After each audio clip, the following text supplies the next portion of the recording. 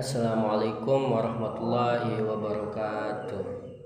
Segala puji hanya milik Allah Rabbi, segala zat yang maha ghafur, zat yang maha syukur, yang telah memberikan beribu-ribu nikmat yang tidak terukur, seperti nikmat iman, nikmat Islam, sampai nikmat sehat wal afiat yang insya Allah diberkahi Allah Subhanahu wa Ta'ala. Seandainya lautan yang ada di muka bumi ini Allah jadikan sebagai tinta, lalu pepohonan-pepohonan Allah dijadikan pena, dan dedaunan Allah jadikan kertas, niscaya ia tidak akan cukup untuk menuliskan nikmat-nikmat yang Allah berikan kepada kita. Sholawat serta salam semoga tercurahkan limpahkan kepada Nabi akhirul zaman, seorang nabi yang lahirnya saja membuat goncangan alam semesta, membuat heboh para malaikat Allah Subhanahu wa taala, yang kalau bukan karenanya tidak akan Allah ciptakan alam semesta ini. Siapakah dia? Tidak lain dan tidak bukan, yaitu Nabi Muhammad SAW. Semoga keluarga beliau, keluarga Nabi Muhammad SAW serta sahabatnya dan kita selaku umatnya yang mengikuti sunnah-sunnahnya semoga mendapatkan syafaatnya.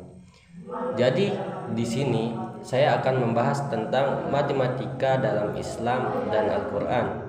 Untuk lebih rincinya saya akan membahas perihal perbandingan yang ada dalam Al-Quran, ilmu perbandingan yang ada dalam Al-Quran. Matematika merupakan salah satu ilmu yang berkembang seiring dengan perkembangan kebudayaan manusia. Aplikasi matematika yang berkembang salah satunya adalah sistem pembagian harta waris. Harta waris adalah peninggalan harta seseorang yang meninggal dunia. Ada hukum yang mengatur berhak dan tidak berhaknya seseorang mendapatkan harta waris. Hukum waris yang berlaku di Indonesia adalah hukum waris Islam, hukum adat, dan hukum perdata. Hukum waris Islam adalah proses pembagian harta peninggalan dari seseorang manusia yang telah meninggal dunia kepada pewaris. Dibagikan secara aturan. Al-Quran merupakan landasan bagi hukum waris Islam, dan ketentuan pembagiannya dilengkapi dengan sunnah dan ijma, khususnya bagi umat Islam. Ayat Al-Quran yang terkait dengan faraid atau ilmu waris terdapat dalam surah An-Nisa ayat 11. Terjemah surat An-Nisa ayat 11 adalah, Allah mensyariatkan atau mewajibkan kepadamu tentang pembagian warisan untuk anak-anakmu, yaitu bagian seorang anak laki-laki sama dengan bagian dua orang anak perempuan. Dan jika anak itu semuanya perempuan yang jumlahnya lebih dari dua, maka bagian mereka 2/3 dari harta yang ditinggalkan. Jika dia atau anak perempuan itu seorang saja, maka dia memperoleh setengah atau harta yang ditinggalkan.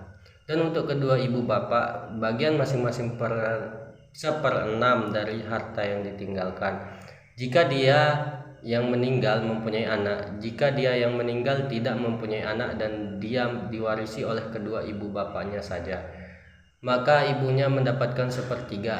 Jika dia yang meninggal mempunyai beberapa saudara, maka ibunya mendapat 1/6 atau pembagian tersebut di atas setelahnya dipenuhi wasiat yang dibuatnya dan setelah dibayar utangnya. Tentang orang tuamu dan anak-anakmu, kamu tidak mengetahui siapa di antara mereka yang lebih banyak manfaatnya bagimu. Ini adalah ketetapan Allah. Sungguh Allah Maha Mengetahui, Maha Bijaksana. Quran Surah An-Nisa ayat 11. Surah An-Nisa ayat 11 tersebut membahas tentang faraid atau ilmu waris. Ketentuan-ketentuan dalam pembagian harta waris dijelaskan secara detail dalam surah tersebut dengan menyebutkan bilangan pecahan. Bilangan pecahan adalah bilangan berbentuk A per B, dengan A, B merupakan bilangan bulat dan B tidak sama dengan 0. Bilangan pecahan A per B dapat dibaca A per B. Adapun bilangan pecahan yang terdapat pada bagian ahli waris dalam surah An-Nisa ayat 11 menggunakan kata-kata adalah 2/3, setengah, 1/6, dan 1/3. Penjelasan pembagian harta warisan dalam Al-Quran membuat matematikawan muslim ingin mempelajari dan mengembangkan tentang pembagian harta warisan yang benar menurut Islam. Perbandingan adalah membandingkan dua nilai atau lebih yang mempunyai ukuran yang sama. Perbandingan juga dapat dinyatakan dalam bentuk pecahan yang paling sederhana. Kalimat bagian harta warisan seorang anak laki-laki sama dengan bagian 2 orang anak perempuan dapat dituliskan dalam bentuk perbandingan sebagaimana dalam matematika, yakni 2/1.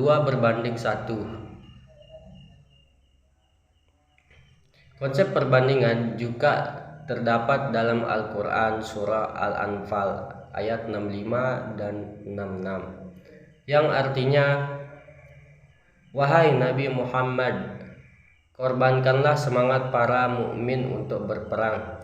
Jika ada 20 orang yang sabar di antara kamu, niscaya mereka dapat mengalahkan 200 orang musuh. Dan jika ada 100 orang atau yang sabar di antara kamu, niscaya mereka dapat mengalahkan 1000 orang kafir. Karena orang-orang kafir itu adalah kaum yang tidak mengerti. Quran surah Al-Anfal ayat 65. Sekarang Allah telah meringankan kamu karena Dia mengetahui bahwa ada kelemahan kamu, maka jika di antara kamu adalah 100 orang yang sabar, niscaya mereka dapat mengalahkan 200 orang musuh. Dan jika di antara kamu ada 1000 orang yang sabar, niscaya mereka dapat mengalahkan 2000 orang dengan seizin Allah. Allah beserta orang-orang yang sabar. Berikut adalah terjemahan Quran surah Al-Anfal ayat 66. Surah Al-Anfal ayat 65 menjelaskan konsep perbandingan, yaitu 20/200 dan 100/1000. Kedua perbandingan tersebut jika disederhanakan menjadi 1/10, sedangkan dalam surah Al-Anfal ayat 66 terdapat perbandingan 1000/2000 dan 100/200. Perbandingan tersebut disederhanakan menjadi 1/2 pada surah Al-Anfal ayat 62. Perbandingan orang yang sabar dan orang yang kafir adalah 1/10. Mungkin sekiranya hanya ini yang dapat saya sampaikan. Jikalau ada kesalahan ucapan dan keliru atas penyampaian dalam video ini, mohon dimaafkan. Sekian, assalamualaikum warahmatullahi wabarakatuh.